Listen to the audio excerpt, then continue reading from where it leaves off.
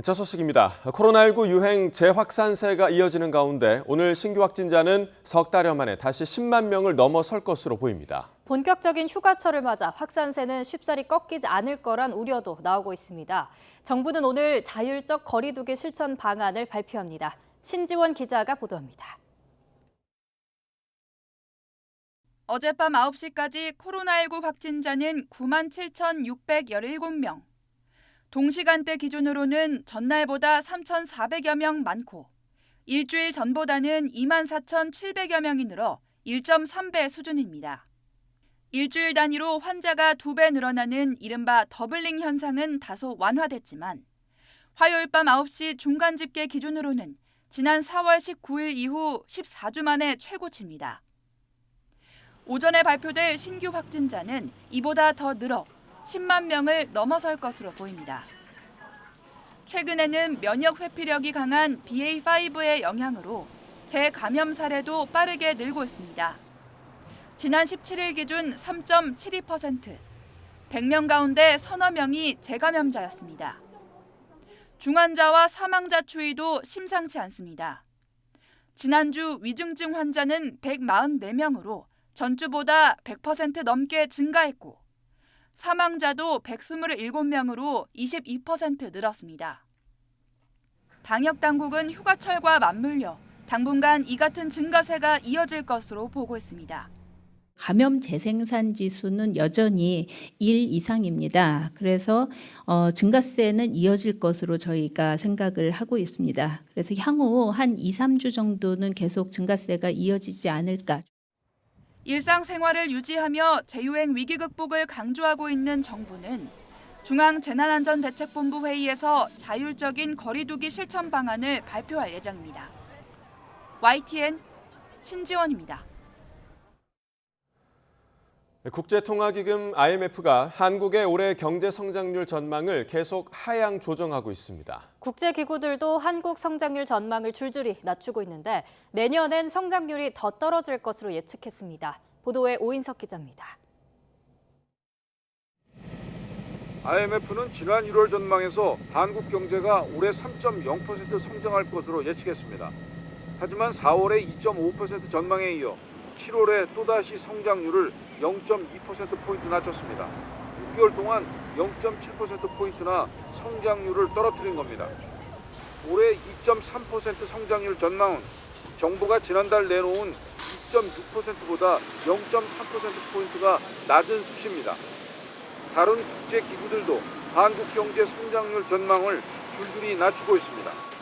경제협력개발기구 OECD는 올해 한국 성장률 전망치를 지난해 12월 3.0%에서 지난달에 2.7%로 하향 조정했고 아시아개발은행도 최근 2.6%로 0.4%포인트 낮췄습니다. IMF는 내년엔 한국 경제 성장률이 올해보다 더 낮은 2.1%에 그칠 것으로 내다봤습니다. 세계 경제 성장률은 지난 4월 전망 때보다 0.4%포인트 더 떨어질 것으로 예측됐습니다. IMF는 미국과 유럽 등의 예상보다 높은 인플레이션과 중국의 성장 둔화, 우크라이나 전쟁과 코로나 영향으로 2분기 성장률이 대폭 감소했다고 진단했습니다. 미국은 4월보다 1.4%포인트가 떨어진 2.3%, 중국은 1.1%포인트 하락한 3.3%로 전망됐습니다. IMF는 또 내년 세계 경제가 3% 성장에도 미치지 못할 것으로 예측했습니다. 게오르기에바 총재는 2022년은 힘든 한 해가 될 것이며 2023년엔 위험이 한층 더 크다고 지적하며 전 세계적인 경기 침체 가능성을 경고했습니다. IMF는 인플레이션이 높은 국가는 즉각적이고 과감한 긴축 통화 정책이 필요하고 인플레이션 대응 과정에서 발생하는 취약계층 보호를 위한 일시적인 선별 지원을 추진해야 한다고 권고했습니다. YTN 오인성입니다. IMF는 또 세계가 곧 경기 침체에 들어갈 것이라고 전망했습니다. IMF 수석 이코노미스트는 긴축 정책을 시작했으면 물가를 잡을 때까지 진행해야 한다고 강조했습니다. 김진호 기자가 취재했습니다. 지난 4월에 비해 한층 비관적인 수정 보고서를 내놓은 IMF가 전 세계적인 경기 침체를 피하기가 쉽지 않을 것 같다고 전망했습니다. The outlook is darkened significantly since April. The world may soon be teetering on the edge of a global recession, only 2 years after the last one. 고린차스 IMF 수석 이코노미스트는 지난 4월 세계 경제 전망에 나타난 많은 하방 리스크가 현실화되기 시작했다고 말했습니다. 특히 미국과 유럽 주요국들의 예상보다 높은 인플레이션이 세계 금융 상황의 긴축을 촉발시키고 있다고 지적했습니다. 코로나19 봉쇄로 인한 중국의 성장 저하가 예상보다 더 심했고 우크라이나 전쟁으로 추가적으로 부정적인 파급 효과가 있었다고 진단했습니다. 고린차스 수석은 긴축적인 통화 정책을 지연시키는 것은 어려움을 악화시킬 뿐이라며 긴축에 나선 중앙은행들은 물가가 잡힐 때까지 그 노선을 유지해야 한다고 강조했습니다. Now, inflation at current levels represent a clear risk for current and future macroeconomic stability, and bringing it back to central bank targets should be the top priority for policymakers. IMF는 우크라이나 침공 이후 서방의 각종 제재를 받고 있는 러시아의 올해 경제 성장률을 4월 전망치보다 2.5%포인트 오른 마이너스 6.0%로 조정했습니다. 고린차스 수석은 금융 부문을 안정시키려는 러시아의 조처가 경제 지탱에 도움을 줬고 전망치를 소폭 상향하는 요인이 됐다고 평가했습니다. YTN 김준호입니다. 무더위가 계속되는 요즘 열대야로 잠 못 드는 시민들은 야외로 향했습니다. 강가는 물론 공원과 캠핑장에도 많은 인파가 몰려들었는데요. 박기환 기자가 다녀왔습니다. 무더위가 찾아온 중국에도 늦은 밤 공원은 인파로 북적입니다. 부채질도 해보고 벤치에 앉아 숨도 돌려보지만 열기는 쉽게 가시지 않습니다. 오후 6시부터 다음날 아침 9시까지 25도 이상 높은 기온이 유지되는 반갑지 않은 열대야가 찾아온 겁니다. 친구 연인과 함께 차가운 음료 한 모금에 겨우 한숨을 돌려봅니다. 안에 있다가 밖에 나오니까 사람들도 구경하고 맥주도 시원하게 한 잔 먹으니까 조금 약간 살 것 같은 느낌? 약간 그런 느낌이 들어요. 자정에 가까워진 지금까지도 섭씨 29도에 육박하는 열대야를 피해 시민들은 이곳 한강공원으로 모여들었습니다. 강변에 삼삼오오 모여 앉은 시민들은 시원한 강바람을 맞으며 시간 가는 줄 모른 채 이야기꽃도 피웁니다. 집에서 이제 느끼는 에어컨보다 사실 밖에서 이런 선선함 느끼는 게 훨씬 더 기분도 좋고 좋은 것 같습니다. 예쁘게 꾸민 텐트에 캠프파이어를 하며 맛있는 바베큐까지. 방학을 맞아 부모님과 함께 시간을 보낸 아이들은 신이 나기만 합니다. 나오니까 애들이 더 좋아하고 또 밝고 좀 오늘 즐거운 하루를 보낸 것 같아요. 다솜이 방학 되니까 어때? 좋아. 다이는 방학 되니까 어때? 좋아. 뭐가 좋아? 캠핑 가는. 삼복도의 속 열대야에도 에어컨 대신 밖으로 향한 시민들은 소중한 추억을 쌓으며 더위를 피했습니다. YTN 박견입니다. 행정안전부 내부에 경찰국을 신설하는 내용의 시행령이 국무회의를 통과했습니다.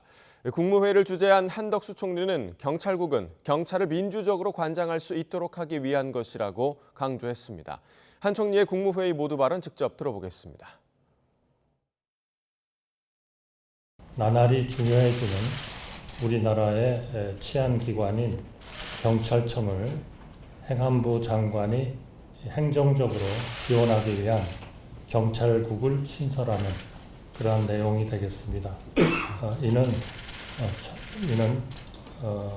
청와대에 이제까지 민정수석비서관실이 관장하던 실질적인 경찰청에 대한 통솔을 내각인 행정안전부 장관이 좀 더 투명하고 민주적으로 관장할 수 있도록 하는 개정령안이 되겠습니다.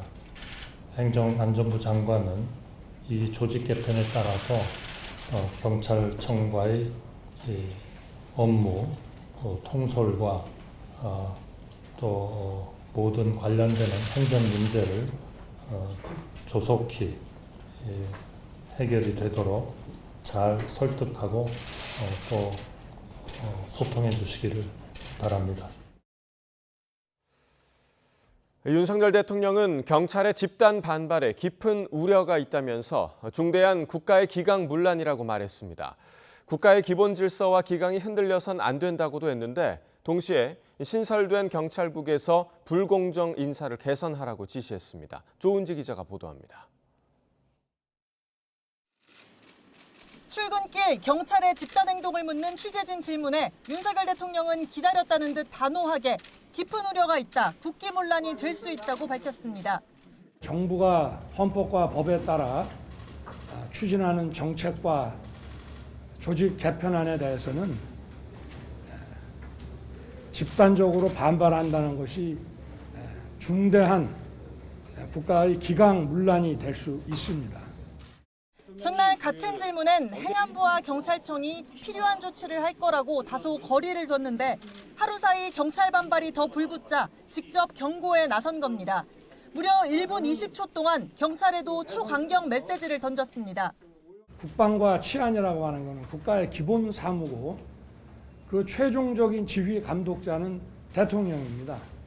국가의 기본적인 질서나 이 기강이 흔들려서는 안 될 것이라고 생각합니다. 1시간 반가량 진행된 행안부 업무보고에서도 경찰국 신설이 단연 화두. 윤 대통령은 이상민 장관 독대 자리에서 인사와 제도를 합리적으로 개선하라고 지시했습니다. 입직 경로에 따라 공정한 승진 인사와 보직 배치를 하라는 겁니다. 경찰 전체에서 순경 입직자가 96.3%인 데 비해 경무관 이상에서는 순경 출신이 2.3%에 불과합니다. 이 같은 인사 불공정을 해소할 것을 지시했습니다. 이상민 장관 역시 경찰대 폐지 검토 여부를 묻는 말에 특정 대학을 졸업한 사실만으로 7급 공무원이 되는 게 불공정의 시작이라면서 순경 입직자와 최소한의 출발선을 맞춰야 한다고 말했습니다. 이 작업이 진행되면 대통령 공약이었던 순경 출신의 경무관 이상 20% 보장도 자동으로 해결된다고 설명했습니다. 민정수석실을 폐지한 마당에 수사권 조정으로 권한이 커진 경찰을 견제하는 게 당연하고 여론전에서도 밀릴 이유가 전혀 없다는 게 현재 대통령실 인식입니다.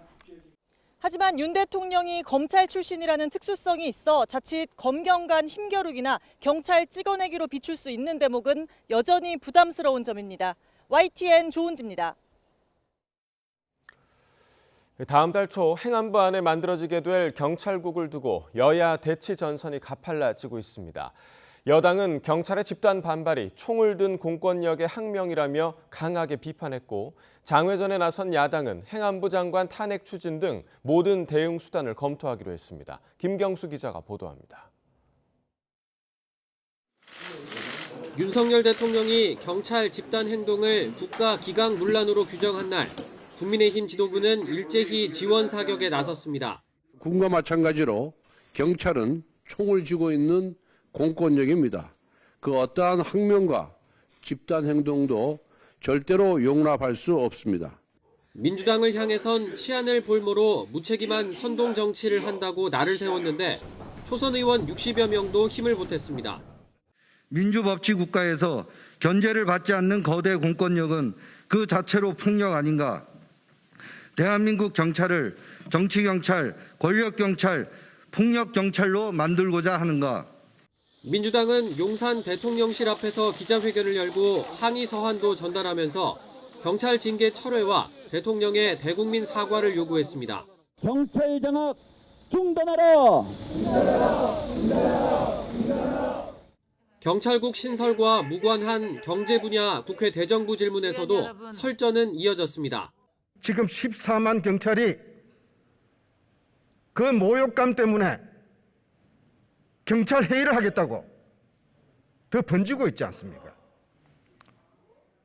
모든 경찰이 다 그러한 그 움직임에 동의하고 있다, 동조하고 있다 그렇게 생각하지는 않습니다. 민주당은 이상민 행안부 장관 해임 건의나 탄핵 카드도 만지작거리고 있습니다. 경찰들을 쿠데타 세력으로 규정한다든가 자신들의 의견 표출을 마치 총을 든 소동으로 이렇게 몰아가는 것은 정말 부적절한 것 같습니다. 그래서 해임 건의안을 제출할 사안들은 쌓이고 있다. 정부가 시행령으로 경찰국을 신설한 데 대해서도 위법성을 따져보겠다는 방침인데 국회가 정부 시행령의 수정을 요구할 수 있도록 한 법안도 이미 발의돼 있습니다. 폭주기관차가 멈출 줄 모르는 상황 아닙니까? 민심과 정면으로 반대되고 역사와 민주주의의 흐름을 정면으로 거역하는 그런 폭주기관차의 모습을 마치 보는 것 같습니다. 여야 대치가 격화하면서 당장 다음 달 4일로 예정된 윤익은 경찰청장 후보자 인사청문회에서도 양보 없는 전면전이 예상됩니다. YTN 김경수입니다. 윤석열 대통령이 국민의힘 이준석 대표를 겨냥해 내부 총질이나 하던 대표라고 표현한 휴대전화 메시지가 포착됐습니다. 이 대표를 둘러싼 당 내홍에 거리를 두었던 윤 대통령이 불편한 심경을 직설적으로 드러낸 건데 파장이 불가피해 보입니다. 엄윤주 기자가 보도합니다. 대정부 질문 두 번째 날 본회의장에 출석한 권성동 당대표 직무대행 겸 원내대표의 휴대전화에 찍힌 메시지 일부입니다. 대통령 윤석열이라고 적힌 상대방이 내부 총질이나 하던 당대표가 바뀌니 당이 달라졌다고 언급합니다. 권성동 직무대행은 여기에 대통령 뜻을 잘 받들어 당정이 하나 되는 모습을 보이겠습니다라고 답합니다. 국회 사진기자단이 권 직무대행과 윤 대통령이 주고받은 텔레그램 메시지를 촬영한 겁니다. 대통령실은 공식 입장을 내지 않은 가운데 권 직무대행은 사진 공개 2시간 반 만에 공식 사과문을 냈습니다. 이유를 막론하고 당원 동지들과 국민께 심려를 끼쳐 죄송하다며 부주의로 대통령과의 사적인 대화 내용이 노출돼 오해를 불러일으킨 것은 전적으로 자신의 잘못이라고 고개를 숙였습니다. 또 대통령이 원구성에 매진해온 자신을 위로하면서 일부에서 회자하는 표현을 사용한 것으로 생각한다면서 윤 대통령이 이준석 대표에 대해 불편함을 드러낸 적이 전혀 없었다고 강조했습니다. 전국을 돌며 당원들과 만나고 있는 이준석 대표는 말을 아꼈지만 측근들은 대통령의 인식이 당황스럽다며 불쾌한 반응을 보였습니다. 이준석 대표가 무슨 내부 총질을 했습니까? 대선 경선 기간에 수만 킬로미터 뛰면서 정말 정권 교체를 위해서 정말 열심히 노력했는데 대통령께서 내부 총질이라고 인식하셨다는 것에서 조금 당황스럽고요. 야당인 민주당은 윤석열 대통령과 권성동 직무대행을 향해 집중 포화를 퍼부었습니다. 갈등을 키우는 그 중심에 대통령이 있다는 것이 고스란히 확인되었고 바쁜 그 공무 시간에 TV 방송 보면서 자기 당 의원들이 잘하고 있는지 못하고 있는지 보는 것 또한 제가 보기에는 줄서기를 이제 강요하는 듯한. 윤석열 대통령은 당 내홍과 관련해 당무에 관여하지 않겠다고 일관되게 강조해왔습니다. 하지만 이준석 대표를 향해 내부 총질이나 하던으로 표현한 문자가 공개되며 윤리위의 징계 처분에 윤심이 영향을 미친 것 아니냐는 논란과 함께 여권 전체의 강력한 후폭풍이 불가피해졌습니다. YTN 엄윤주입니다.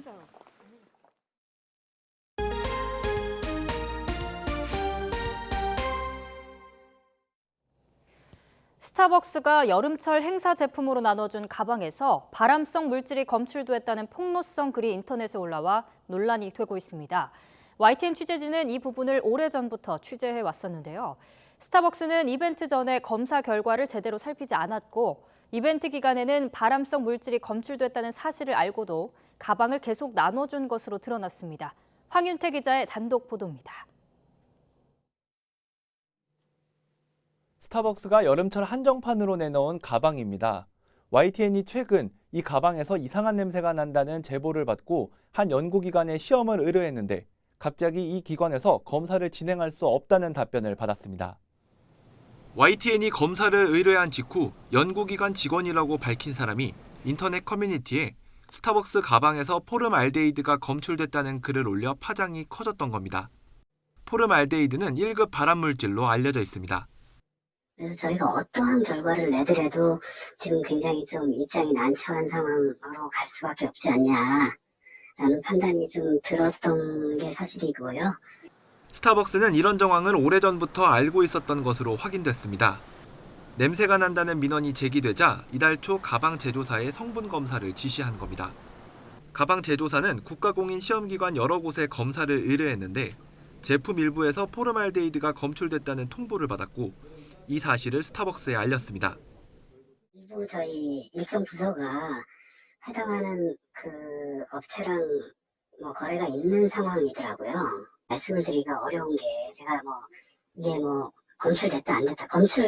제가 명확하게 말씀드린 건 검출 안 된 것도 있습니다. 결과가. 이벤트 기간이었는데도 스타벅스는 이 사실을 알리거나 가방 지급을 중단하지 않고 이벤트를 진행했습니다. 인터넷에서 논란이 불거진 이후에야 원하는 사람에 한해 무료 음료 쿠폰 3장을 바꿔주겠다는 조치에 나섰습니다.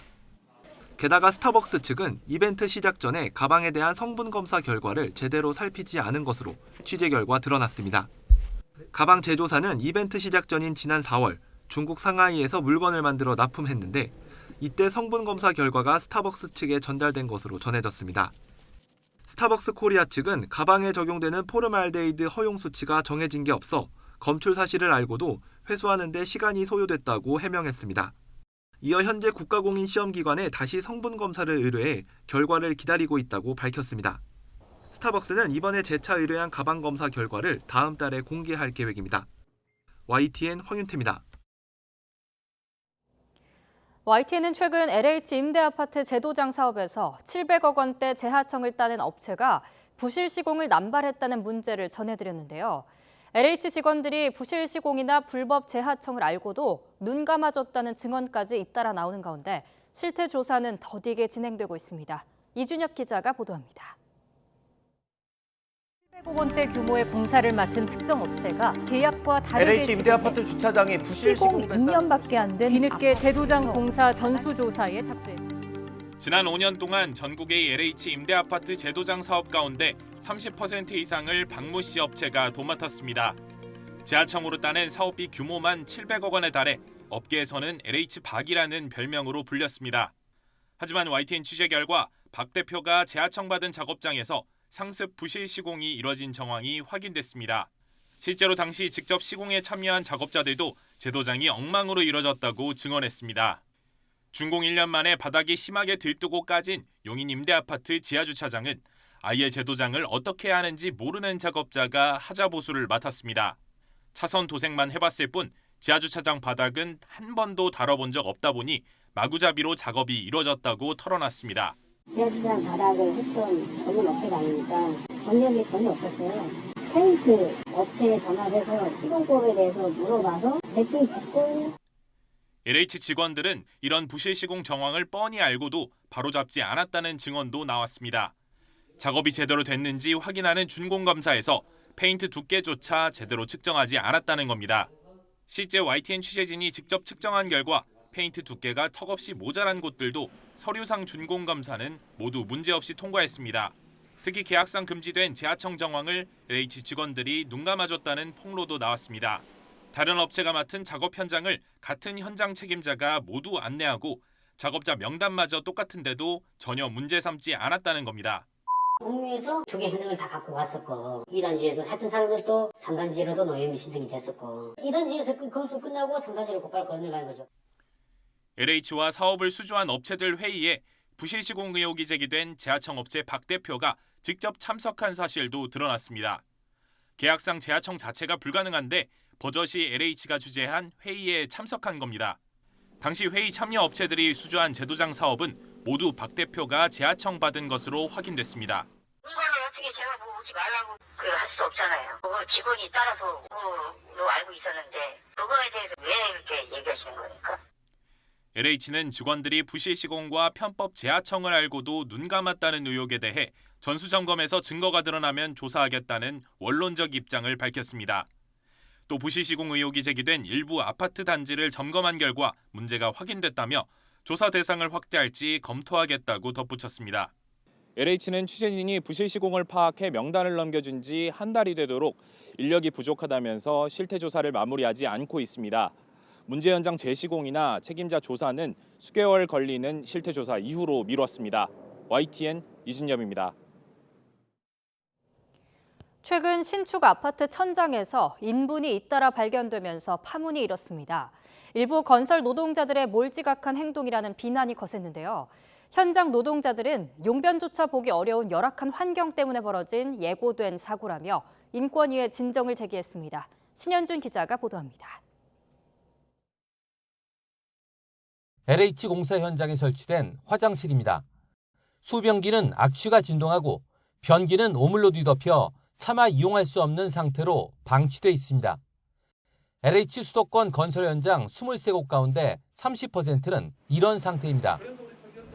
안에서는 구데기가 버글버글 올라오고 파리가 얼굴을 맴돌고 도저히 간이 화장실 안에서 용변을 볼 수 없어서 질식할 것 같은. 게다가 하루 평균 172명이 일하는 현장에 화장실은 고작 2.5개. 그중 고충 작업자를 위한 용변 시설은 아예 없는데 노동자들은 시간이 쫓기는 현장에서 화장실 때문에 20-30분씩 자리를 비우는 건 용납되지 않는다면서 최근 아파트 천장에서 인분이 발견된 건 막노동꾼들의 몰지각함 때문이 아니라고 울분을 터뜨렸습니다. 화장실이 마땅치 않아 번역스러운 적이 한두 번이 아니다. 푸세식이라도 없어서 아쉽다. 오줌 싸는 모습이 흔히 들여다 보이는 간이 소변기라도 있으면 감사하다. 건설노조는 수백 세대짜리 대규모 아파트 건설 현장이라도 화장실 하나만 설치하면 규모나 청결도는 관리하지 않는 법이 문제라고 지적했습니다. 또 세면대가 없어 손도 씻을 수 없는 현장도 있고 휴게실 5곳 가운데 한 곳은 냉방시설이 없어서 지금처럼 더울 때는 도저히 사용할 수 없다며 국가인권위원회에 진정을 제기했습니다. YTN 신현주입니다. 조 바이든 미국 대통령은 현지 시각 26일 한미 관계가 한국 민주주의와 경제 성장의 토대였다면서 한미 동맹이 어느 때보다 강력하다고 밝혔습니다. 바이든 대통령은 7.27 한국전 정전협정일 69주년을 하루 앞둔 이날 포고문을 내고 거의 70년간 지속된 평화와 양국 국민의 관계는 한국의 번성하는 민주주의와 믿기 힘든 경제적 발전의 토대가 됐다고 말했습니다. 바이든 대통령은 오늘날 한국은 강력한 동맹이자 글로벌 혁신센터, 활기찬 민주주의 국가라면서 지난 5월 한국 방문 때 윤석열 대통령과 한미 동맹이 그 어느 때보다 강력하다는 점을 재확인한 사실을 상기했습니다. SK그룹이 미국에 220억 달러, 우리 돈 약 28조 8천억 원을 추가로 투자합니다.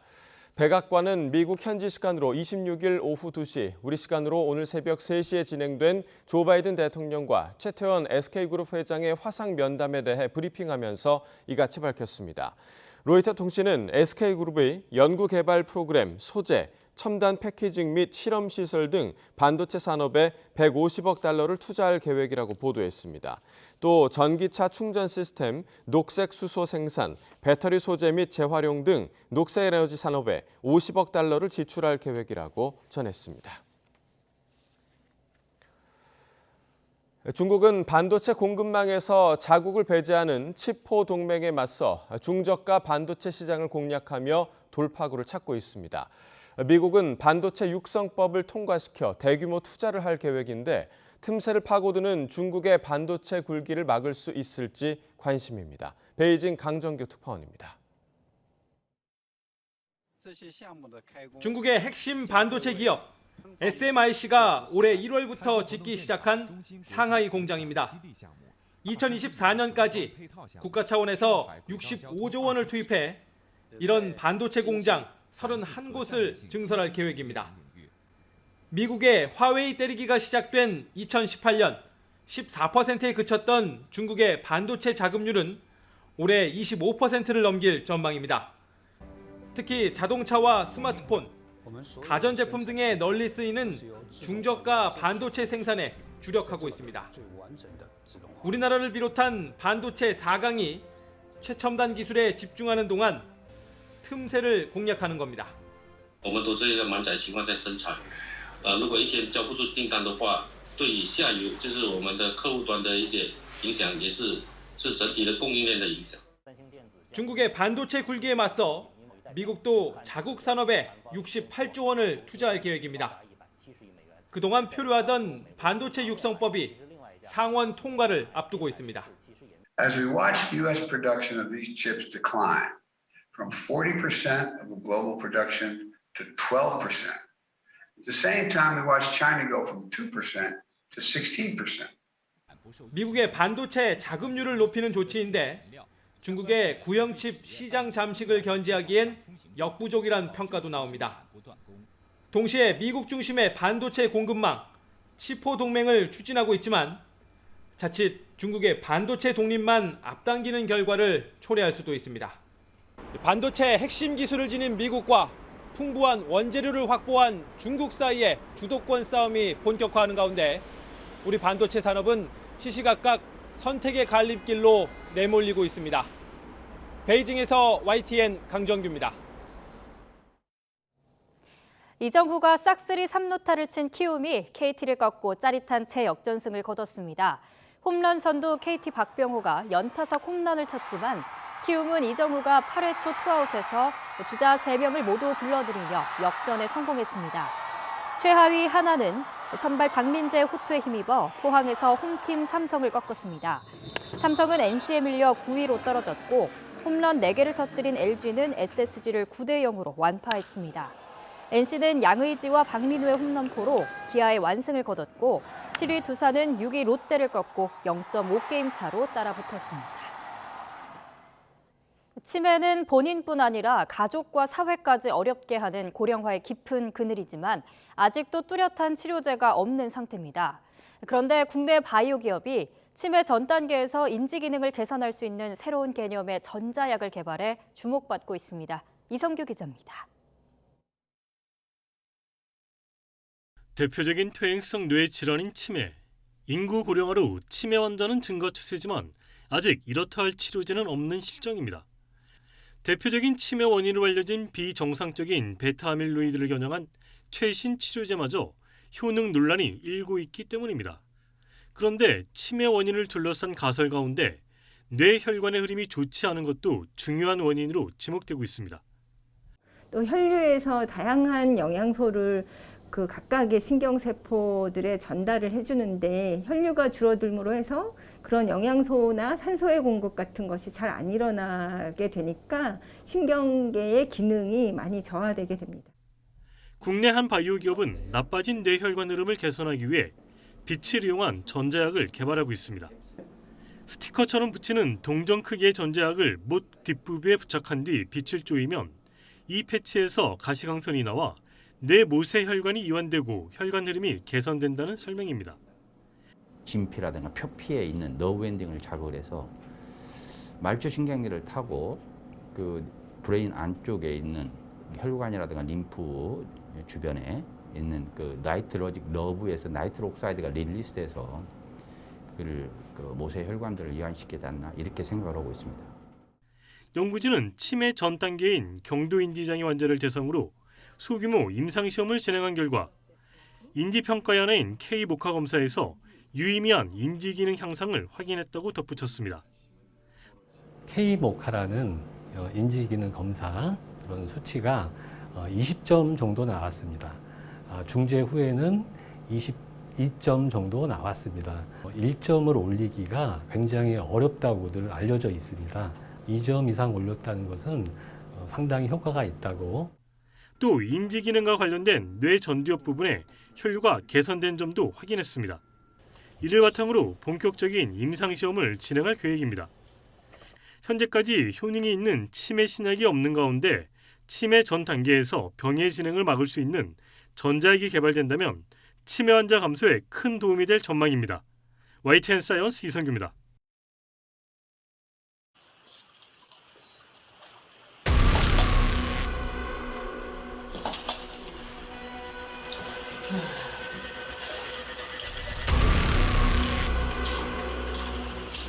This heat is crazy. I've seen a lot of people pass out with this heat.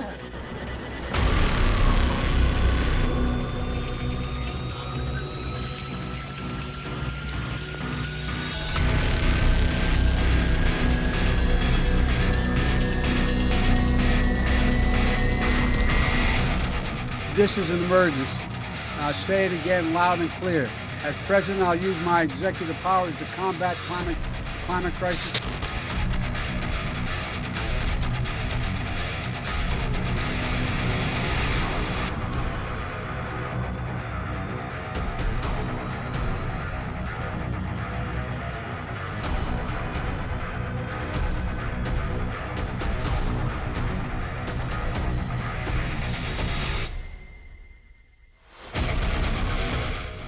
climate crisis really is a genuine emergency, and tackling it is utterly essential.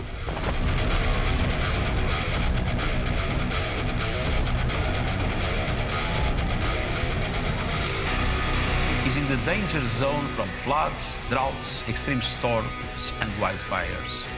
No nation is immune. Collective action or collective suicide. It is in our hands.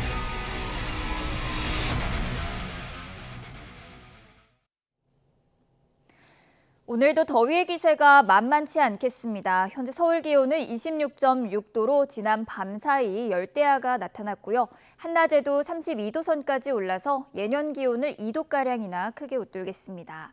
온열 질환에 걸리지 않도록 건강관리 잘 해주셔야겠습니다.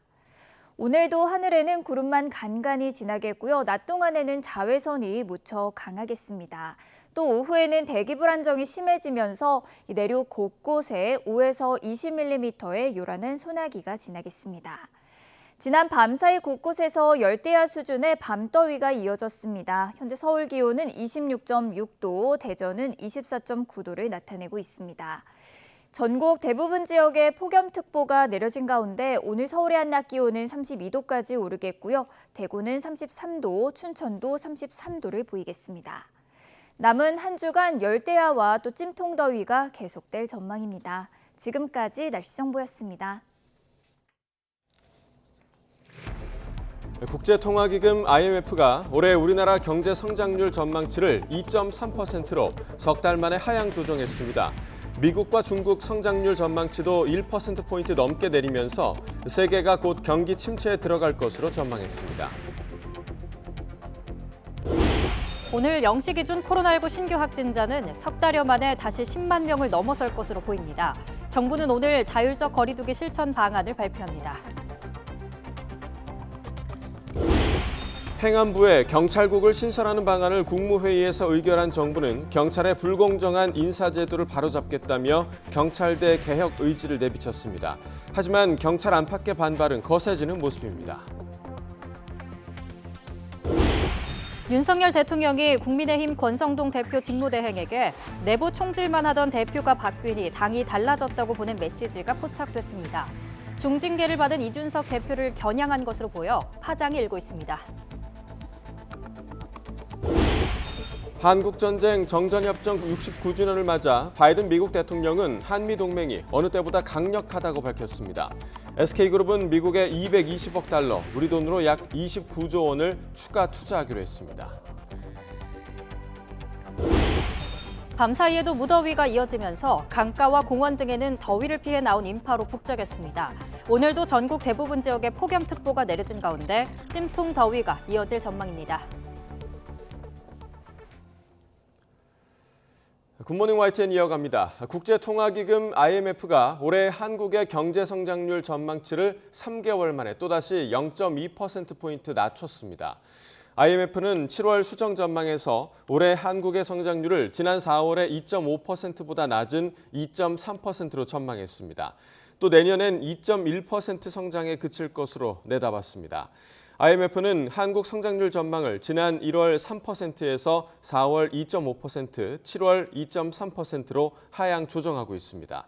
IMF는 또 올해 세계 경제 성장률 전망도 지난 4월보다 0.4%포인트 낮은 3.2%가 될 것으로 예측했습니다.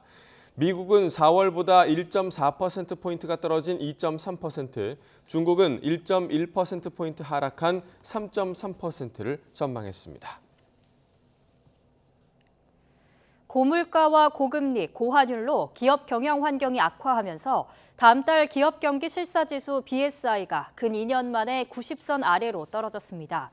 전국경제인연합회는 최근 600대 기업을 대상으로 조사한 결과 8월 BSI 전망치가 86.9를 기록했다고 밝혔습니다. BSI가 90 아래로 내려온 건 코로나19 사태가 한창이었던 2020년 10월 이후 1년 10개월 만입니다.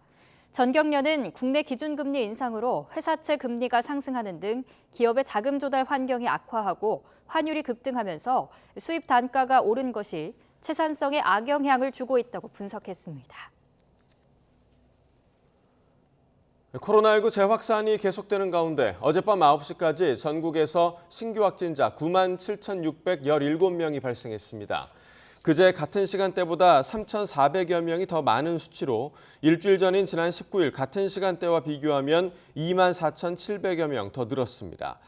오늘 오전에 발표될 신규 확진자는 10만 명을 넘길 것으로 보입니다.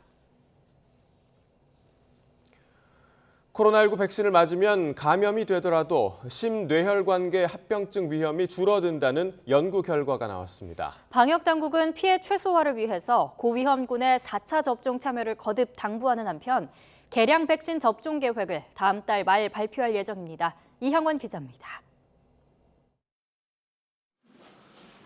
코로나19에 감염되면 심뇌혈관계 합병증이 생길 수 있는데 백신 접종으로 이런 위험을 줄일 수 있다는 연구 결과가 나왔습니다. 재작년 7월부터 지난해 12월까지 코로나19에 감염된 국내 성인 23만여 명을 대상으로 진행한 연구입니다. 확진 이후 심근경색 등 심혈관계 질환이 얼마나 생겼는지 분석했는데 백신을 2차례 맞은 경우 발생률이 급감한 것으로 나타났습니다. 구체적으로 2차 접종군은 미접종군보다 급성 심근경색이 52%, 허혈성 뇌경색 발생 위험은 60%나 낮았습니다.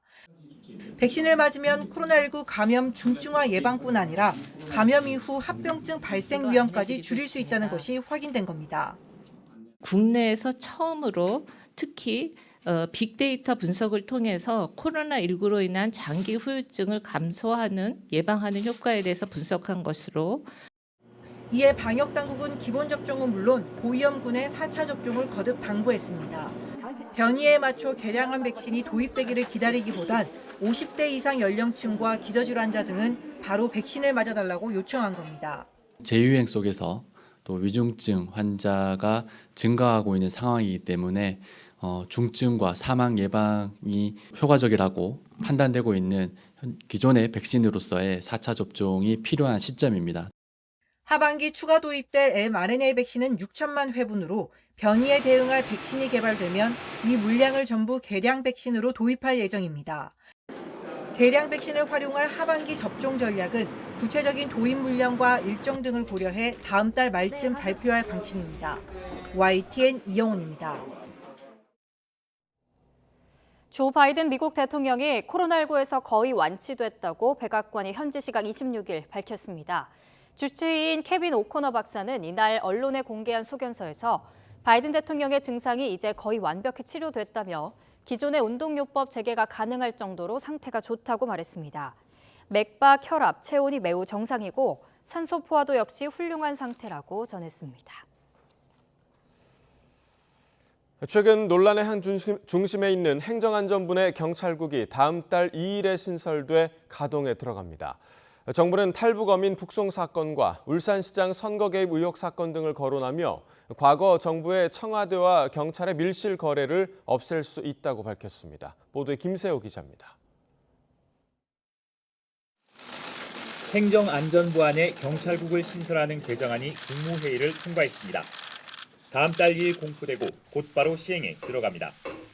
경찰국은 경찰 관련 주요 정책과 법령의 국무회의 상정, 총경 이상 경찰 공무원에 대한 임용 재청권 등의 업무를 수행합니다. 정부는 경찰에 대한 투명하고 민주적인 통제에 방점을 찍었습니다. 실질적인 경찰청에 대한 통솔을 내각인 행정안전부 장관이 좀 더 투명하고 민주적으로 관장할 수 있도록 하는 개정령안이 되겠습니다. 무엇보다 청와대가 경찰을 직접 통제할 때 생길 수 있는 부작용을 지적하면서 전 정부와의 차별성을 강조했습니다. 청와대에서 직접 경찰을 지휘하고 통제하고 관리할 때 그때가 훨씬 수사 개입의 여지가 높고 그다음에 불법적인 행태가 이루어지기가 쉽겠죠. 지금 당장 드러나는 것만 해도 한두 가지가 아니지 않습니까? 그 예로 탈북어민 북송 사건, 울산시장 선거 개입 의혹 사건, 청와대 행정관의 해경 인사 개입 의혹 등을 직접 거론했습니다.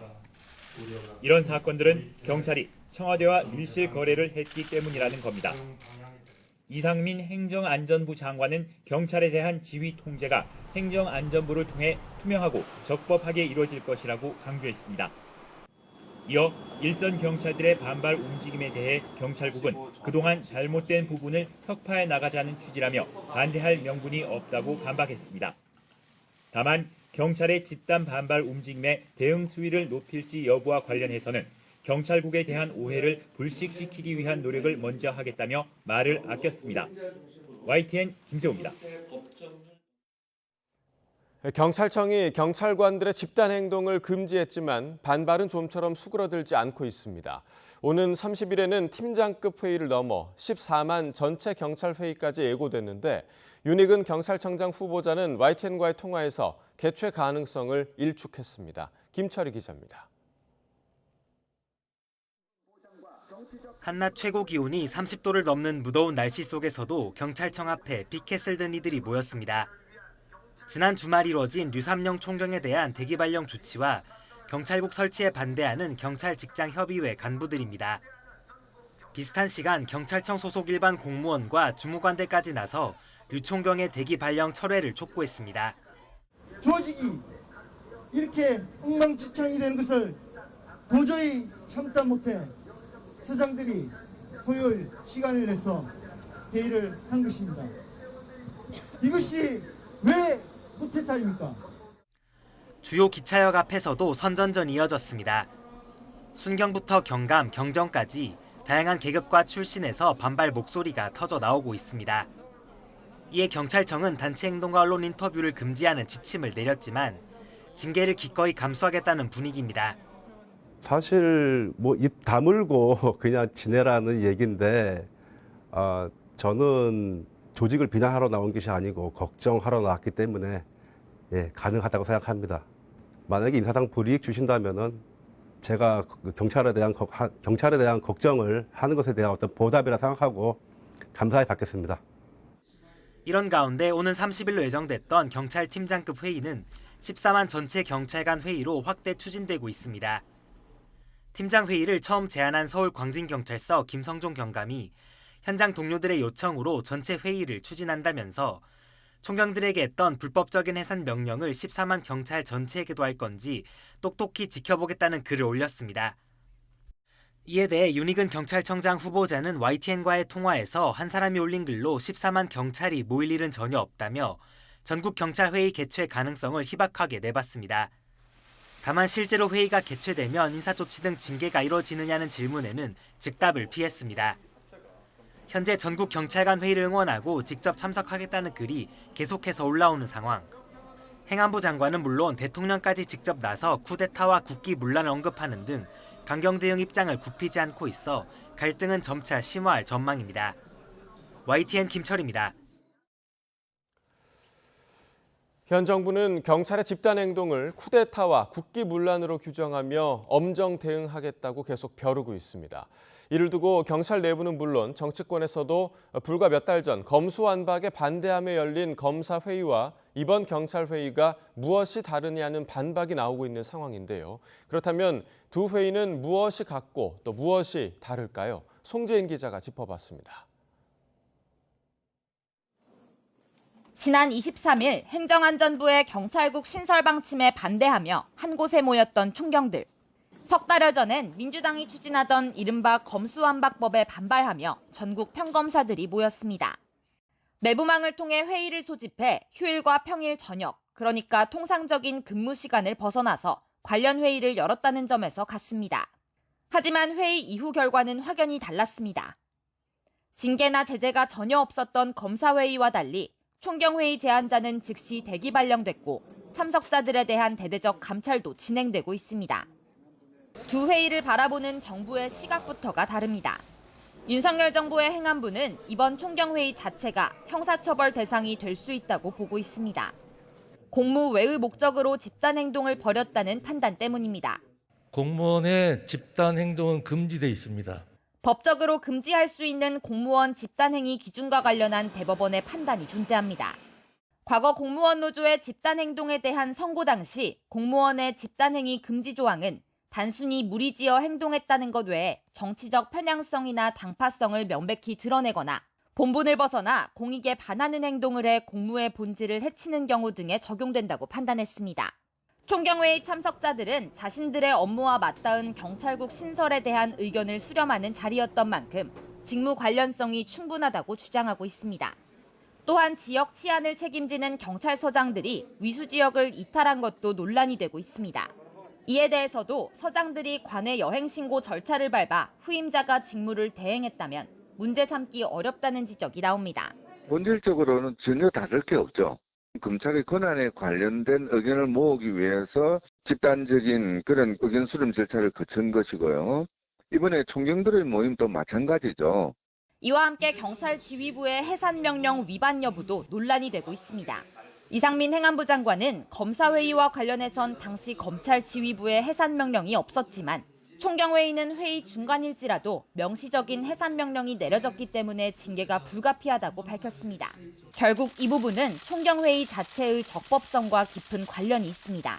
해산명령은 더 이상 경찰권 발동을 하려면 경찰청장이 그 집회나 모임 자체의 불법성의 위험성이나 이런 것들이 있어야 되잖아요. 정당한 집회를 우리가 해산 못하잖아요. 징계 강행과 소송 불사. 현재와 같은 강대강 대치 상황에선 결국 법원의 판단을 받아야 하는 상황으로 갈 가능성이 커지고 있습니다. YTN 송재인입니다.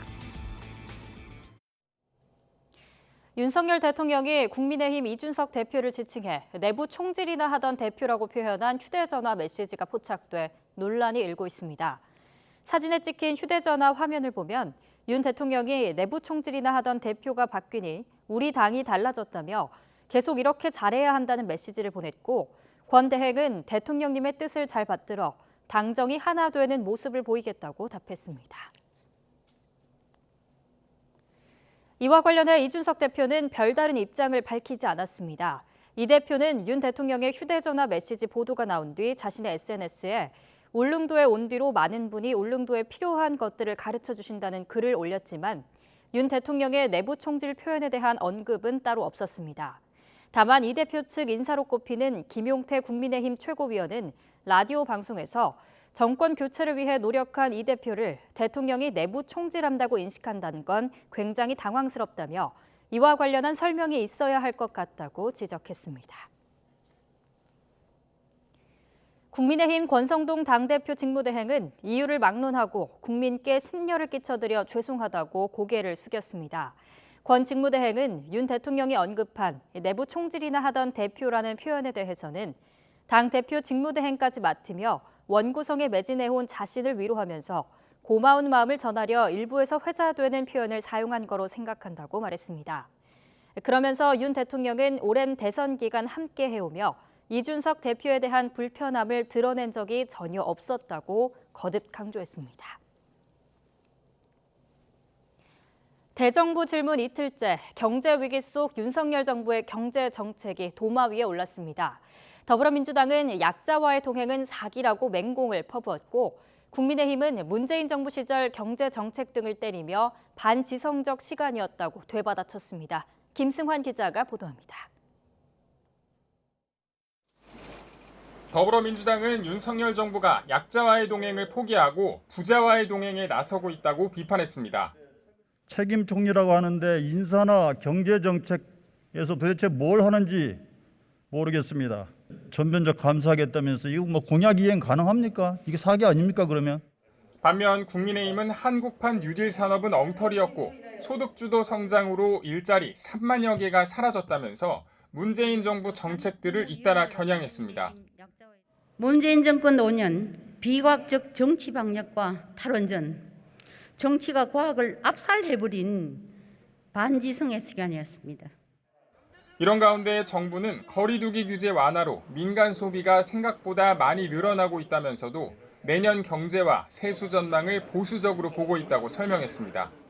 내년의 경제는 올해보다는 조금 더 어렵지 않을까. 그러나 한 2% 정도의 그 언저리의 수준은 유지할 것 같습니다.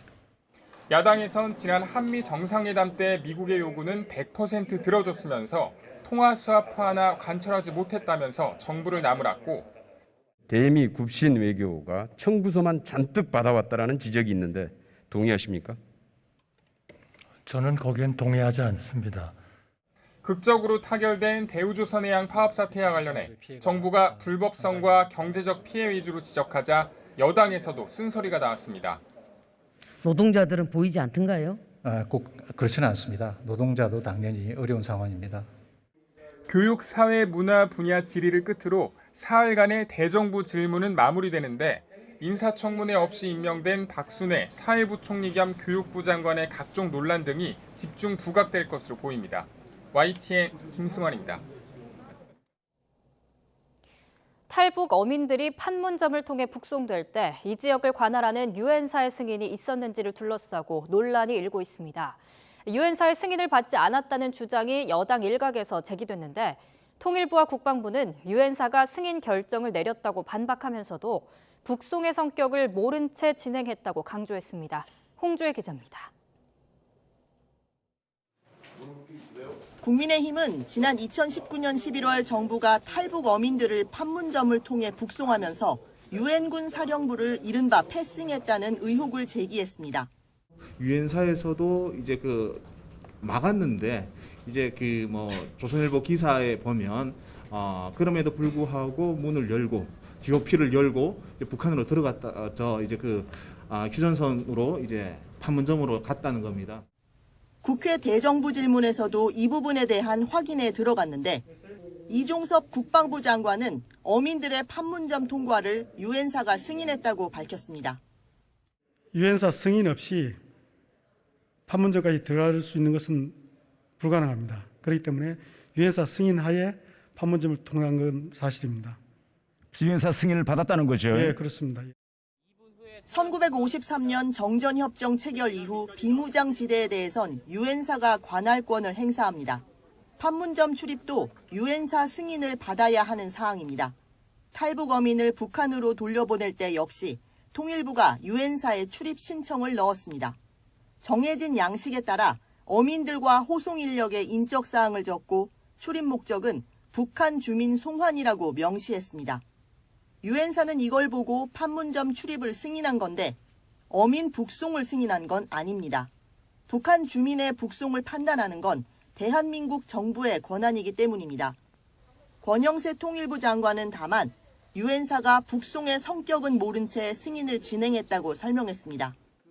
의사에 반하는 강제 북송이 지금 유사일에 처음입니다. 그래서 아마 유엔사도 그걸 모르고 있다가 나중에 실제 진행되는 사안을 보면서 이게 포승줄에 묶이고 안대가 채워지고 강제로 끌려가는 모습을 보고는 굉장히 당혹스러웠던 모양입니다. 권 장관은 포승줄과 안대도 유엔사가 강력히 항의하면서 바로 풀린 것으로 안다고 덧붙였습니다. YTN 홍주혜입니다.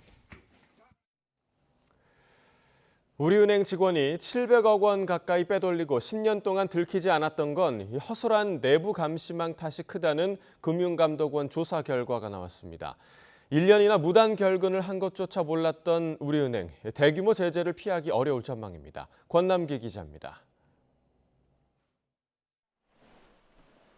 우리은행 차장급 직원 전모 씨는 지난 2019년 외부기관 파견을 간다고 말한 뒤 1년 넘게 출근하지 않았습니다. 은행에서 빼돌린 돈이 이미 690억 원을 넘어간 때로 파견 얘기는 거짓말이었습니다. 1년 넘게 무단 결근을 한 건데 전 씨의 보고만 믿고 있던 우리은행은 최근 금융당국의 조사 과정에서야 속았단 걸 알았습니다. 파견 허위 보고 후 무단 결근하였음에도 근태 관리가 전혀 되지 않는 등 인사 관리에 있어서 허점이 발견되었습니다. 700억 원 가까운 내부 횡령을 10년 동안 몰랐던 우리은행의 허술함 이것뿐이 아니었습니다. 전 씨가 10년 동안 같은 부서에서 같은 업체를 담당했지만 순환보직이나 직원을 휴가 보낸 뒤 업무 이력을 조사하는 명령 휴가는 없었습니다. 또 내부 결제나 외부 공문은 전산 등록조차 안 됐습니다. 전 씨는 이런 빈틈을 횡령에 활용했습니다. 4번이나 수기 결제를 통해 돈을 빼돌렸고 공문을 위조해 출금 요청이 있는 것처럼 꾸몄으며 은행장 직인까지 속여서 썼습니다. 진심으로 죄송합니다. 고객의 신뢰 회복을 위해서 각고의 노력을 다하도록 하겠습니다. 횡령 사건이 불거진 건 우리은행뿐이 아닙니다. 신한은행과 새마을금고, KB저축은행 등에서 직원 횡령 의혹이 잇따랐는데 농협은 상반기에만 9건에 달합니다. 여기에 더해 국내 시중은행에서 많게는 수조 원의 수상한 외환거래 정황이 포착된 상황. 당국은 금융권의 내부 통제 개선안을 마련하기로 했고 우리은행은 횡령 사고에 따른 대규모 제재를 피하기 어려울 전망입니다. YTN 권남기입니다. 광주광역시에 있는 고등학교에서 기말고사 답안지가 유출됐다는 의혹이 제기돼 경찰이 수사에 나섰는데요. 놀랍게도 해커처럼 학생들이 교사 컴퓨터에 악성 코드를 심어 시험지와 답안지를 빼낸 것으로 드러났습니다. 학생들이 밤중에 교무실에 몰래 들어갔는데도 학교는 전혀 몰랐습니다. 오선열 기자입니다. 지난 18일 광주에 있는 사립고등학교 기말고사 답안지가 유출됐다는 제보가 교육청에 들어왔습니다. 이 학교에 다니는 2학년 16살 A군이 시험이 끝난 뒤 숫자가 적힌 쪽지를 찢어 쓰레기통에 버렸다는 내용이었습니다. 경찰 조사 결과 A군은 동급생 1명과 함께 교무실에 침입해 교사 노트북에 스스로 만든 악성 코드를 설치했습니다. 일정 시간마다 화면을 캡처하는 기능이 있어서요. 저장된 그 이미지를 USB 담아왔다고. 일단은 뇌과목 컴퓨터에 설치된 걸로 확인을 했고요. 추가적으로 있는지 여부도 확인하고 있습니다.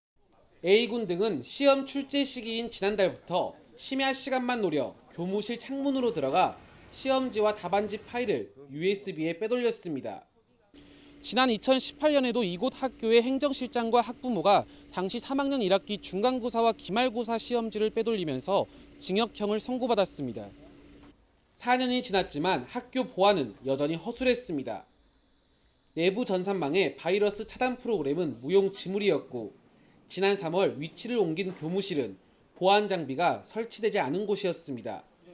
교실 공간 조성 사업으로 인해서 교무실 이동을 했어요.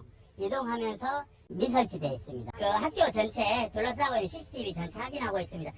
광주광역시 교육청 확인 결과 A군이 빼돌린 4과목 시험 성적은 대부분 고득점이었습니다. 한 과목에서만 4개를 틀렸는데 시험 출제 후 정답이 바뀐 문제였습니다. 학생들에게 사전에 충분히 안내한 다음에 그리고 결정하는 모든 거 어떤 과목을 제시하면 볼 건지 아니면 말 건지 하는 모든 부분에 관한 것은 학교에서 결정을 하도록 했습니다. 경찰은 A군 등을 업무방해와 건조물 침입 혐의로 입건하고 도움을 준 다른 사람이 있는지 수사를 확대하고 있습니다. YTN 오선열입니다. 아베 전 총리의 사망을 계기로 일본 집권 자민당 주요 인사들과 구통일교의 관계가 속속 드러나고 있습니다. 친동생인 기시 방위성 장관도 선거 때 도움을 받았다고 밝히는 등 논란이 확산하고 있는데요. 도쿄 이경아 특파원이 보도합니다. 지난 2019년 10월 일본 나고야에서 열린 구통일교 관련 단체 행사장. 집권 자민당 최대 파벌을 이끌던 호소다 중의원 의장도 여기 참석했습니다. 인사말에서 행사 내용을 당시 아베 총리에게 전하겠다고 말하기도 했습니다. 정치와 종교는 하나 돼야 한다는 내용의 총재 연설이 포함된 행사였습니다. 호소다 의장을 포함한 자민당 의원 20명이 지난해 구통일교 관련 모임에 이름을 올렸다는 보도도 나왔습니다. 이뿐 아니라 아베 전 총리의 친동생인 기시 방위성 장관도 구통일교 인사에게 선거 때 도움을 받았다고 시인했습니다. 이 단체에 대한 거액의 헌금이 아베 전 총리의 총격으로 이어졌는데 자민당 인사들은 도움을 주고받았던 셈입니다. 논란이 커지자 자민당은 진화에 나섰습니다. 党としては一切関係ございません、団体としては。まずは各議員においてですね、そういった厳正かつ慎重な対応をするようにさらに注意を促していきたい。 하지만 이런 관계는 어제 오늘 일이 아니라는 지적입니다. いろんな統一教会の教えを自民党の国会議員さんたちにいろんな候補をやってお願いをして PR チームが日常的に回ってるんですよ。月500万使って飲食費そして交通費ですよ. 자민당뿐 아니라 제1야당인 입헌민주당에서도 구통일교와 관계 있는 인사들이 거명되고 있습니다. 민주당은 자체 조사에 들어갔습니다. 関わりがあったということについては、自らご説明なりをしていただけるようなそんなための党としての調査これをやっていきたいというふうに思っております.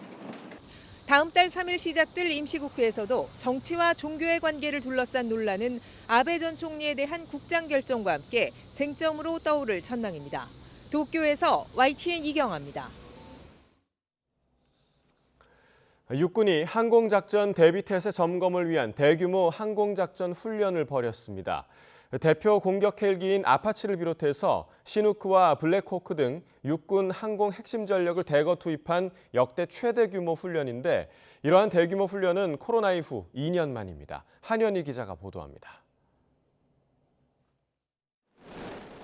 육군 최첨단 공격 헬기 아파치에서 기관포가 불을 뿜습니다. 한쪽에선 대전차 로켓포 사격이 이어집니다. 병력의 안전한 이동을 위해 선두에서 적을 식별하고 제압하는 작전에 나선 겁니다. 아파치가 활로를 개척하자 강습부대 병력과 장비를 실은 기동 헬기가 적진을 향해 날아갑니다. 육군이 코로나로 중단됐던 대규모 항공작전 훈련을 공개했습니다. 이번 훈련엔 기동 헬기 블랙호크와 수송 헬기 시누크 등 항공기 30대가 동원됐습니다. 2년 전보다 3배 이상 큰 역대 최대 규모로 400명 이상을 동시에 투입할 수 있는 규모입니다. 이번 대규모 항공 작전을 통해서 국민들에게 그리고 국가에게 우리 군인들의 신뢰와 안정감을 줄 수 있는 그런 큰 계기로 다가갔으리라고 믿습니다. 실제 상황에서는 보급 능력도 중요한 만큼 탄약과 유류 공수를 위한 화물 공수 훈련도 이어졌습니다. 육군항공 전력은 신속한 기동력과 막강한 화력을 바탕으로 지상전의 승리를 보장하기 위한 핵심 전력입니다. 지금 당장 작전에 투입되더라도 적을 완벽히 압도할 수 있는 능력과 태세를 갖추기 위해 훈련에 전념하겠습니다. 군 당국은 항공 전력은 대규모 집중 공격 시 적의 심리를 타격할 수 있는 결정적인 전력이라며 앞으로 이 같은 대규모 항공 훈련을 더욱 발전시켜 나갈 예정이라고 밝혔습니다. YTN 한현입니다. 미리 보는 오늘입니다. 경찰청이 오늘부터 사흘 동안 현장 경찰관 등을 대상으로 행정안전부의 경찰국 신설에 대한 의견을 수렴합니다. 경찰청은 정부의 경찰제도 개선 방안에 대한 종합적이고 체계적인 의견 수렴 절차가 필요하다는 목소리를 반영해 공식적인 공론회장을 마련하는 차원이라고 밝혔습니다. 오늘 사흘로 예정된 윤석열 정부의 국회 대정부 질문 마지막 질의가 진행됩니다. 국회는 오늘 오후 2시 본회의를 열고 한덕수 국무총리를 비롯한 국무위원들이 참석한 가운데 교육, 사회, 문화 분야 대정부 질문을 실시합니다. 대통령 직속 국민통합위원회가 오늘 공식 출범합니다. 대통령실은 오늘 오후 3시 용산청사에서 국민통합위원회 출범식이 진행된다고 밝혔는데요. 국민통합위원회는 국민통합을 위한 정책과 사업을 효과적으로 추진하기 위해서 만들어진 상설기관입니다. 빅토리아 뉴런드 미국 국무부 정무차관이 2박 3일 일정으로 우리나라를 찾았습니다. 일본을 거쳐 방한한 뉴런드 차관은 오늘 조현동 1차관, 이도훈 2차관과 각각 면담하고 우리 측 북핵 수석 대표인 김건 외교부 한반도평화교섭본부장도 만날 예정입니다. 축구대표팀 벤투호가 오늘 저녁 라이벌 일본과 동아시안컵 정상을 놓고 맞붙습니다. 국내파 위주로 나서는 대표팀은 가장 최근이었던 지난해 요코하마 한일전 3대0 참패 서력을 벼르고 있습니다. 지금까지 미리 보는 오늘이었습니다.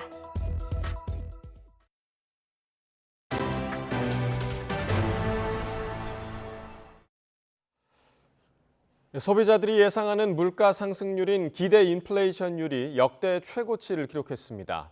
한국은행은 이번 달 기대 인플레이션율이 지난달보다 0.8%포인트 오른 4.7%로 집계됐다고 밝혔습니다.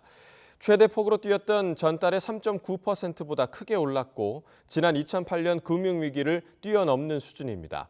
반면 소비심리는 빠르게 위축되면서 이번 달 소비심리 지수는 지난달보다 10.4포인트 떨어진 86으로 집계됐습니다. 지수가 100보다 낮으면 비관적 심리가 더 크다는 뜻으로 생활 형편과 전망, 경기 전망 등 소비심리 지수를 구성하는 6개 지수가 모두 지난달보다 낮아졌습니다. 여름 휴가철을 맞아 여행 가시거나 또 계획하시는 분들 많으실 텐데요. 자동차를 이용할 때는 꼭 전좌석 안전띠를 착용해야 합니다. 안전띠를 매지 않을 때 사망률이 맨 경우보다 최대 6배가 높다고 합니다. 고재형 기자의 보도입니다. 경찰이 안전띠 단속을 하고 있습니다. 단속한 지 얼마 안 돼 위반 차량이 속속 적발됩니다.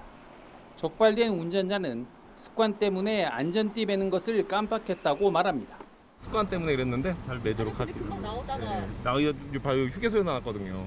그래서 그냥 깜빡하고 있었습니다. 휴가철인 만큼 렌터카도 잇따라 적발됩니다. 특히 뒷좌석 동승자들이 안전띠를 매지 않은 경우가 많았습니다. 전좌석 안전띠 착용이 의무화되어 있는데 아직까지도 여전히 앞좌석뿐만 아니라 뒷좌석까지 그 착용이 저조한 실정입니다. 안전띠를 매지 않으면 교통사고가 났을 때 큰 인명피해로 이어집니다. 얼마 전 제주에서 발생한 소나타 렌터카 교통사고로 차에 타고 있던 7명 중 3명이 숨졌습니다. 정원 초과로 안전띠를 제대로 매지 못한 것이 큰 피해로 이어진 것으로 추정됩니다. 최근 3년 동안 교통사고 발생 시 안전띠를 맨 경우와 매지 않은 경우 사망률을 보면 매지 않은 경우가 맨 경우보다 6배 이상 많았습니다. 또 안전띠를 매지 않을 때 좌석별 사망률은 앞좌석이 2.8배, 뒷좌석은 3.7배에 달했습니다. 전문가는 안전띠를 매지 않은 상태에서 교통사고가 나면 탑승자에게 추가 충격이 가해져 큰 인명피해로 이어진다고 지적합니다. 차량 안에서 서로 뒹구는 형식의 교통사고가 나다 보니까 1차적인 차량 충격 외에도 2차적으로 내부에서의 충격을 많이 볼 수 있다는 것, 그것이 가장 큰 문제라고 볼 수 있겠습니다. 가족끼리, 친구끼리 여름 휴가를 즐기기 위해선 무엇보다 자동차 전좌석 안전띠를 매는 것이 우선입니다. YTN 고재영입니다. 네, 우리 속담 중에 남의 말을 지나치게 믿는 사람을 두고 팥으로 메주를 쓴다고 해도 믿는다라는 말이 있는데요. 정말 콩이 아닌 팥으로 메주를 띄워 고추장을 만드는 팥고추장 기술이 개발 생산돼 소비자들의 인기를 끌고 있습니다. 이성우 기자입니다. 전통장을 만들어 파는 농가 사업장입니다. 직원이 깨끗하게 씻은 팥을 불린 뒤 푹 삶고 있습니다. 이 팥으로 만드는 것은 다름이 아닌 메주. 보통 콩으로 메주를 만드는 것으로 알고 있지만 이곳은 국내에서 처음으로 팥으로 메주를 만들고 있습니다. 여기에 콩메주와 고춧가루, 엿기름 등을 넣어 버무리면 팥 고추장이 완성됩니다. 팥으로 메주를 띄운다는 거는 사람들이 상상도 못해요. 그런데 이제 팥으로 정말 메주를 띄워놓으니까 신기해서 사서 드셔보도. 팥 메주를 만들려면 반드시 들어갈 것이 있는데 바로 토착 종균인 바실러스 종균. 농촌진흥청과 충북농업기술원이 이 종균을 이용해 팥으로 메주를 띄워 고추장을 담그는 특허 기술을 개발했습니다. 조선시대 농업서 증보 살림 경제에 언급된 팥 고추장을 연구 끝에 현대적인 입맛으로 재해석한 겁니다. 농촌진흥청에 따르면 팥 고추장은 기존 고추장보다 구수한 맛이 한층 더해지고 항산화 활성은 41% 증가했습니다. 구수한 맛을 내고 또 항산화 기능이 뛰어나고 또 그 당과 혈압에 좋은 폴리페놀 함량이 많다고 그럽니다. 귀농을 생각하며 농업 생산품을 살펴보러 온 체험생도 팥메주 제조에 큰 관심을 보였습니다. 전통 장류, 특히 지금 외국에서 쌈장 같은 거 굉장히 인기 있다고 그러더라고요. 그래서 향후에 이런 우리만의 것들이 정말 경쟁력 있겠구나 싶어요. 농업기술진흥원은 앞으로 팥메주와 같은 농식품 특허 기술을 생산 농가와 가공업체에 이전해 농가 소득 증대에 기여할 계획입니다. YTN 이성우입니다. 인구 절벽 현상 속에 학생 수도 줄어서 농산어촌 교육은 갈수록 어려워지고 있습니다. 전남은 지역 소멸 영순위로 꼽히면서 위기감이 더한데요. 전남교육청은 지역사회와 함께하는 대전환으로 위기를 극복해 나가기로 했습니다. 김범한 기자입니다. 자연스럽게 사회적 거리두기가 되면서 농산 어촌 유학의 성지로 자리매김한 전남. 하지만 폐교가 속출하는 등 지역 소멸 위기로 학교도 비상이 걸렸습니다. 이에 따라 갈수록 어려워지는 전남 교육의 미래 비전을 고민해보는 자리가 마련되었습니다. 공부하는 학교, 학력을 올리는 학교 누가 하겠습니까? 학교에서 해야 하고 학교 선생님이 해야죠. 그 선생님들과 함께 학교 자치를 이끌어내서 학교를 이끌어내는 것은 교장 선생님이십니다. 공부하는 학교를 기본으로 학생들의 인권과 학습권, 교사들의 교권이 모두 존중받는 기반을 다지겠다는 겁니다. 무엇보다 지역사회와 함께하는 철저한 인성교육으로 배려할 줄 아는 포용성 있는 인재를 기르기로 했습니다. 예측 불가능하긴 하겠지만 그 전환하고자 하는 미래학교 방향에 대한 설명이 좀 필요하겠다 싶어서 설명 좀 부탁드리겠고요. 전남교육청은 지역 소멸을 막기 위한 밑거름으로 학생들에게 수당을 지급하는 방안도 추진하기로 했습니다. 이로써 전남교육 5대 핵심 공약과 30개 이행 과제의 틀이 마무리됐습니다. 교육 받는데 부족함이 없도록 하고 교육 때문에 떠나는 우리 아이들이 없도록 학생들이 없도록 해야 된다. 그래서 제가 제일 중요하게 생각하는 것은 전남형 교육자치를 이뤄내자. 교육을 위해서는 교육청과 지방자치단체 도민이 협력해서 교육받기에 가장 좋은 전남을 만들자. 정답이 없는 것이 정답인 시대를 맞아 전남 교육의 대전환 시도가 어떤 열매를 맺을지 주목됩니다. YTN 김범환입니다. 그룹 방탄소년단 BTS가 미국 유명 음악 시상식인 MTV 비디오 뮤직 어워즈에서 4개 부문 후보에 올랐습니다. MTV가 현지 시각 26일 발표한 명단에 따르면 BTS는 베스트 안무와 베스트 메타버스 퍼포먼스, 베스트 시각 효과, 베스트 K-팝 후보로 선정됐습니다. BTS는 지난해에 올해의 그룹 등 3개 부문에서 수상했습니다. 본격적인 무더위가 시작되면서 열기가 쌓여만 가고 있습니다. 현재 전국 대부분 지역에 폭염특보가 내려진 가운데 현재 서울 기온은 26.6도로 지난 밤사이 열대야가 나타났고요. 한낮에도 32도 선까지 올라서 어제만큼이나 무덥겠습니다. 오늘 나오실 때는 통풍이 잘 되는 시원한 옷차림 해주시는 게 좋겠습니다. 또 나오실 때는 우산도 하나 챙기시는 게 좋겠습니다. 오후에는 대기 불안정이 심해지면서 내륙 곳곳에 소나기가 지나겠는데요. 비의 양은 5에서 20mm로 그리 많지는 않겠지만 돌풍과 벼락을 동반하기도 하겠습니다. 지난 밤사이 곳곳에서 열대야 수준의 밤더위가 이어졌습니다. 현재 서울 기온은 26.6도, 대전은 24.9도를 나타내고 있습니다. 오늘 낮 기온은 어제보다 조금 낮겠지만 습도가 높은 탓에 체감하는 더위는 비슷하겠는데요. 오늘 서울의 한낮 기온은 32도, 대구는 33도까지 오르겠습니다. 남은 한 주간 열대야와 또 찜통더위가 계속될 전망입니다. 또 아침까지 서해안과 남해안 또 내륙 곳곳으로는 짙은 안개가 낄 것으로 보이니까요. 출근길 교통안전에도 각별히 주의하셔야겠습니다. 지금까지 서울 상암동에서 YTN 신미림입니다.